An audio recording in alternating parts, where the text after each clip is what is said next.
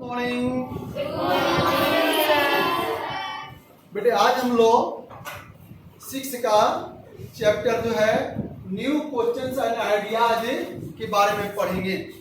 और आप लोगों को घूमने में पूरा मन लगता है, कहा जाए कि चारों तरफ चलो घूमने चला जाए, आज पढ़ाई नहीं होगी, साथ चलिए, बहुत अच्छा है सर। उसी तरह एक महाराष्ट्र के से स्कूल ट्रिप जा रहा है। कहां पर? महाराष्ट्र से बनारस। उसके पापा और मम्मी पहुंचाने आए। अनघा एक लड़की है जो जा रही है, उसके पापा मम्मी पहुंचाने आए। वो टीचर से मिलते हैं, जैसा आप लोग मिलते हो वो भी मिलते हैं। और मिलने के बाद वो बताते हैं कि सर पहले उसके बारे में बता दीजिए कि सारनाथ हम लोग क्यों जा रहे हैं, सारनाथ क्यों फेमस है। तो आइए अब हम लोग भी वहां चलते हैं। कहां पर? सारनाथ की ओर। सारनाथ बनारस के पास है और वहां बुद्ध ने प्रथम उपदेश दिया था। महात्मा बुद्ध ने प्रथम उपदेश दिया था। अब हम आए बताएं आपको कि जब बिना भोजन भजन न हो गोपाला, बिना भोजन के भजन नहीं हो सकता है। तो जब व्यक्ति का पेट भरना शुरू हो गया तो व्यक्ति अनेक चीजों के बारे में थिंकिंग करना शुरू कर दिया, सोचना शुरू कर दिया। सोचेगा ना? निश्चित है कि सोचेगा। वो पढ़ा में हुआ कि नए नए विचार सामने आए हमारे, हम लोग अनेक चीजों के बारे में जाए। आज ये साइंटिफिक जो खोज हुए हैं, वैज्ञानिक खोज, वो क्या है? वह हमारे थिंकिंग का ही परिणाम है। तो उसी में देखा जाए तो हम महात्मा बुद्ध की ओर चलते हैं, जिनके बचपन का नाम सिद्धार्थ था। और ऐसा कहा जाता है कि उनका जन्म आपको आज से 2005 years एगो पहले हुआ था। कहां पर हुआ था भाई? तो कपिल वस्तु जानते हो कहां पर? नेपाल में। नेपाल की तराई में कपिल वस्तु के लुम्बिनी वन में उनका जन्म हुआ था। और जन्म होने के बाद जब थोड़ा वो बड़ा हुए तो हमेशा बैठकर सोचते रहते थे। पापा ने कहा भाई राजा, आप जानते हो, जैसे हमने बताया था आपको 6 जो इसके पहला लेसन बताए थे, new kingdoms kings and early republic में हमने बताया था आपको गणराज्य के बारे में, रिपब्लिक के बारे में। तो ये भी जो थे हम लोग वाजी रिपब्लिक के बारे में पढ़े थे। ये आते थे शाक्य रिपब्लिक। किस आते थे? शाक्य रिपब्लिक। और इनका बचपन का नाम मैंने बताया आपको सिद्धार्थ था। इनके बचपन का नाम सिद्धार्थ था और इनके पिताजी का नाम सुयोधन था। पिताजी का नाम सुयोधन और माँ का नाम माया देवी था। माँ का नाम माया देवी था। बेटे समझ में आ रहा आप लोगों को? जब वो थोड़ा बड़े हुए तो सोच रहे थे, अपने दोस्त के साथ घूमने गए। और घूमने जब जा रहे थे तो दोस्त से पूछे कि दोस्त ये क्या है? तो उनका अरे दोस्त ये एक बीमार आदमी है। अरे दोस्त, जो जन्म लेता हो उसको बीमार भी पड़ना पड़ता है।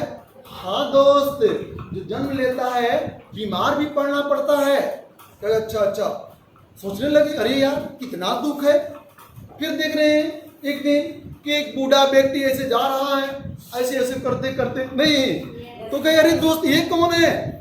वो कहे कि दोस्त ये हम लोग की तरह जवान था, आज बुढ़ा हो गया है, चला नहीं जाता है। कहा जो व्यक्ति जन्म लेता है बड़ा होना पड़ता है, बीमार होना पड़ता है, बुढ़ा होना पड़ता है। हाँ दोस्त ये होता है। फिर क्या देख रहे दूसरे दिन कि एक व्यक्ति को 4 लोग लेकर जा रहे हैं, राम नाम सच है, राम नाम सच है करते हुए। वो कह अरे दोस्त ये क्या है?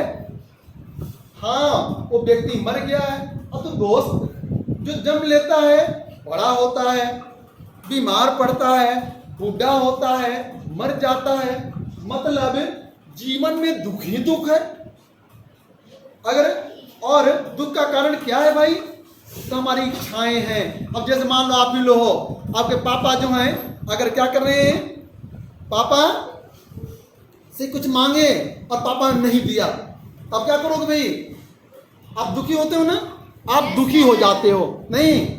और दुखी हो करके उसी तरह आपसे कुछ कहा गया, काम पूरा नहीं हुआ आपका, तब भी दुखी। मतलब जीवन में दुख ही दुख है।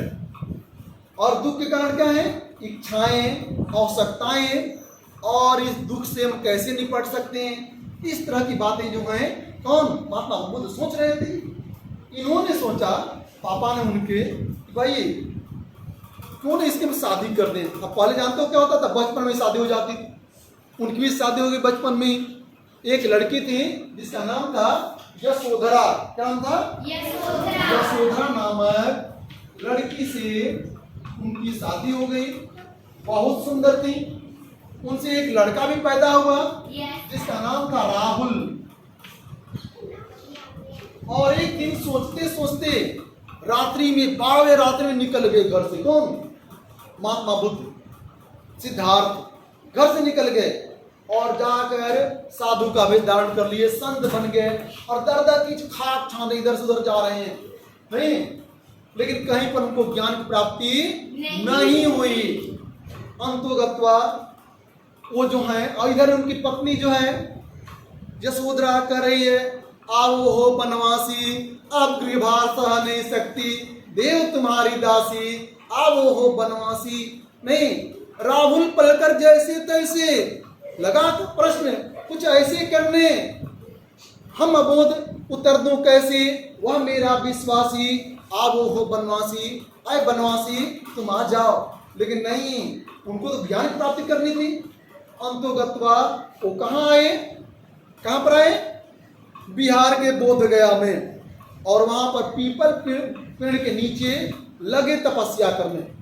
इतना तपस्या कि उनका शरीर एकदम गलने लगा। तब तक देख रहे हैं कि 5-6 औरतें गाती हुई गा रही गीत। और उस गीत का अर्थ जानते हो क्या था? गीत का अर्थ क्या था कि अपनी बीड़ा के तार को इतना मत कस दो ताकि वो टूट जाए, और इतना ढीला मत कर दो ताकि बजे ही नहीं। मतलब कि इतना ना तपस्या करो ताकि शरीर ही टूट जाए, और इतना कम तपस्या मत करो ताकि भगवान की प्राप्ति न हो, ज्ञान की प्राप्ति नहीं हो। मतलब हमें मध्यम मार्ग पर चलना चाहिए। और आगे चलकर उनको कहां पर? गया में ही ज्ञान की प्राप्ति हुई, और तब उनका नाम पड़ गया महात्मा बुद्ध, गौतम बुद्ध। वह जिन्होंने ज्ञान प्राप्त कर लिया है, वो व्यक्ति जिन्होंने ज्ञान प्राप्त कर लिया है। और वहां से वो फिर आए सारनाथ, बनारस के पास, जो पहले हमने बताए थे। और वहां पर उन्होंने अपना पहला उपदेश दिया। किसको? अपने शिष्यों को। 5-6 शिष्य उनके बन गए, और धीरे धीरे उन्होंने अपने धर्म का प्रसार करना शुरू कर दिए। और उनका धर्म जो था सत्य और अहिंसा पर आधारित था। सदा सच बोलो, हिंसा मत करो। सदा सच बोलो, हिंसा मत करो। चोरी मत करो, चोरी करना भी पाप है नहीं। वो अष्टांगिक मार्ग उनका था कि 8 मार्गों पर चलकर हम ज्ञान की प्राप्ति कर सकते हैं, निर्वाण की प्राप्ति कर सकते हैं। हम ये मौत जो दुख है, दुख से हम छुटकारा पा सकते हैं। और अंतोगत्वा महात्मा बुद्ध जो है घूमते हुए चलते गए, अपने ज्ञान का विस्तार करते गए। और अंतोगत्वा गोरखपुर के समीप एक जगह है कुशीनगर, वहीं पर उनका निर्माण प्राप्त हुआ। उनका कहना था क्या? निर्माणम परमम सुखम। निर्माण मतलब क्या होता है? मृत्यु। वहीं मृत्यु हो गई। उनके मरने के बाद ये जो बौद्ध धर्म का विकास और ज्यादा हुआ, और भारत में नहीं बल्कि चीन में, जापान में, आपको रूस के कुछ भागों में, इंडोनेशिया, थाईलैंड, जावा, सुमात्रा, बोर्नियो, श्रीलंका, इन सब पूरे क्षेत्रों में बौद्ध धर्म का विकास हुआ। और आज भी बौद्ध धर्म के मानने वाले बहुत से लोग हैं। तो बेटे मुझे उम्मीद है कि आप ये लेसन ये जो मैंने बताया अभी आप लोगों को समझ गए होंगे? कोई दिक्कत नहीं। तो फिर मैं अगले दिन आपको अगले टूर पर ले चलूंगा। धन्यवाद। ठीक बेटा, हो गया ना? समझ गए? और आगे मैं आपको फिर बता दूंगा हर एक चीज। ठीक है, इसके बाद हम लोग चलेंगे